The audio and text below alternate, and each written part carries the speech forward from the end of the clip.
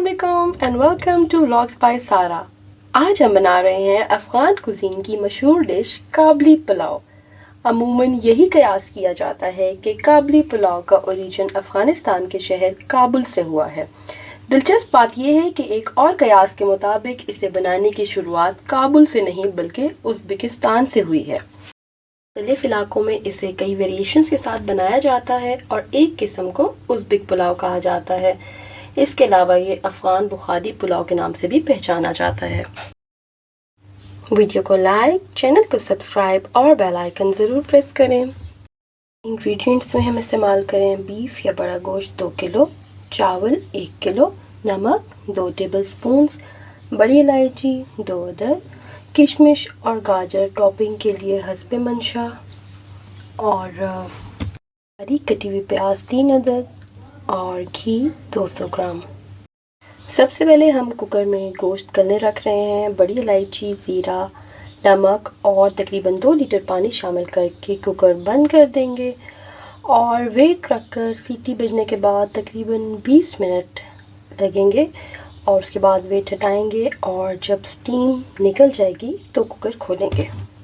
असल तरीके में तो खुले बर्तन में इसकी यखनी बनाई जाती है और 2 से ढाई घंटे में पक के यखनी तैयार हो जाती है और गोश्त के बड़े टुकड़े भी बासानी गल जाते हैं। लेकिन अगर आपके पास टाइम कम हो और जल्दी हो तो कुकर में गोश्त गला सकते हैं, जैसे हमने अभी किया है। इसके बाद एक बड़े पतीले में तकरीबन 200 ग्राम घी डालकर 3 से 4 बारीक कटे हुए प्याज घी में तल लेंगे और प्याज का कलर ज़्यादा डार्क नहीं होने देना ताकि चावलों का कलर भी डार्क ना हो। इसके बाद गोश्त डालकर अच्छी तरह भून लेंगे।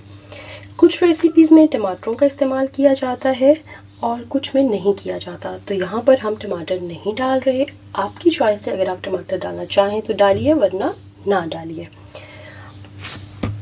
यहाँ हमने गोश्त को अच्छी तरह भून लेने के बाद बाकी तमाम यखनी शामिल कर दी है। नमक हम ऑलरेडी यखनी में डाल चुके हैं। इस स्टेप पे हम नमक चेक कर सकते हैं, अगर ज़रूरत महसूस हो तो और शामिल कर दीजिए। इसके अलावा और कोई मसाला इस्तेमाल नहीं होगा। चावल जो हमने ऑलरेडी भिगो के रख लिए थे, जब यखनी उबलना शुरू हो तो उसमें चावल शामिल कर देंगे और चूल्हे की आंच मीडियम से हाई रखेंगे। तो जब तक चावल रेडी होते हैं हम गाजर और मेवा रेडी कर लेंगे। 1 पाव जूलियन कटी हुई गाजर और 1 कप मेवा जो कुछ देर पानी में भिगो के रखा था, थोड़े से घी में 3 से 4 मिनट के लिए सौते कर लेंगे। मेवा ऑलरेडी फूल चुका है और गाजर का कुदरती मिठास बाहर आ जाएगा। दूसरी तरफ पुलाव में यखनी का पानी तकरीबन खुश्क हो चुका है और अब मेवा और गाजरें ऊपर डालकर दम देंगे।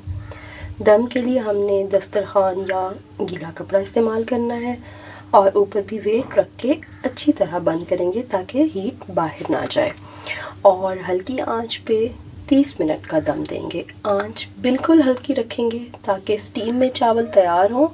जैसा कि हम दम पे नॉर्मली चावलों को रखते हैं, उससे भी बहुत कम आंच पे हमने काबली पुलाव को दम पे रखना है। काबली पुलाव बहुत कम मसालों में बनता है और पश्तून कल्चर में गोश्त के जायके को नुमायाँ रखा जाता है और इसमें बीफ के बड़े बड़े टुकड़े इस्तेमाल होते हैं। आप हड्डी शामिल करना चाहें तो बेहतरीन है और अगर बग़ैर हड्डी के या बोनलेस बनाना चाहें तो भी आपकी चॉइस है। मेरी बचपन की यादों में है कि पेशावर में जब भी काबली पुलाव खाया जाता था तो उसके ऊपर बड़ी बड़ी बीफ की बोटियां रखी जाती थीं। फिर जूं जूं महंगाई बढ़ती गई तो बोटी का साइज़ भी घटता गया। खैर, यहाँ पे दम जो है वो हो चुका है। चावल गल चुके हैं, दाना दाना अलग है और बीफ भी नरम है और बासानी टूट सकता है और गाजर और मेवा भी शामिल है। नमकीन और मीठे का इम्तिजाज है काबली पुलाव। जायका लाजवाब है और गोश्त का अपना जायका नुमायाँ है। आगे ईद उल अज़हा पे स्पेशली ये काबली पुलाव ज़रूर बनाइए और बहुत खुशी होती है ये जान के कि आप हमारी रेसिपीज़ ट्राई कर रहे हैं और उन्हें पसंद कर रहे हैं। मिलेंगे नेक्स्ट मज़ेदार रेसिपी के साथ। अल्लाह हाफ़िज़।